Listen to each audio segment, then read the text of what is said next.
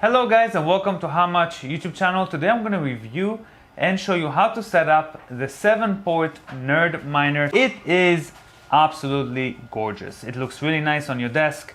Each one of those has a screen, color screen, that shows you the statistics of mining. Everything is running nice. In the back you have some blue LEDs.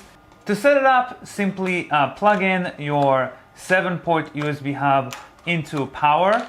Right here. It doesn't need a computer because those are Wi-Fi enabled.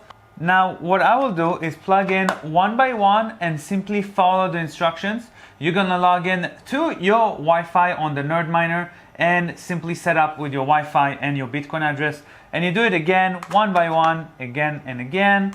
I'll leave a link below to the setup instructions for a single one, which is the same for all 7 ports. There is a little switch here, make sure that switch is on, and that's it, ready to go. Hope you find a block.